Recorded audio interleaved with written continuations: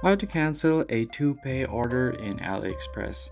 Hey guys, in this video I'm going to show you how you can easily cancel a to-pay order in AliExpress.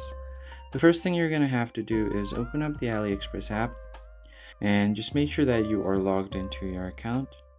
Once you make sure that you are logged in, you first basically need to know what a to-pay order is. So the to-pay order is a category on your orders where it will list out all of the orders that hasn't already been paid, but you've placed an order, however you still haven't paid for the order. And those kind of orders are the easiest to cancel because you don't have to request for a refund, or there won't be any disputes on your refund process.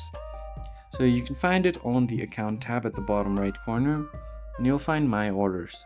Then you'll find the to pay order section right here. Just tap on the to pay order section. You'll find a list of your products here, and then if you tap on to view the details of the product, you should be able to find the delete button or cancel order button at the bottom of the page. So simply scroll down and you'll find an option to cancel the order. So that's pretty much it, guys. That's how you basically cancel your to-pay order in AliExpress.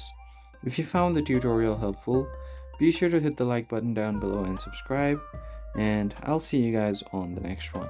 Thanks for watching.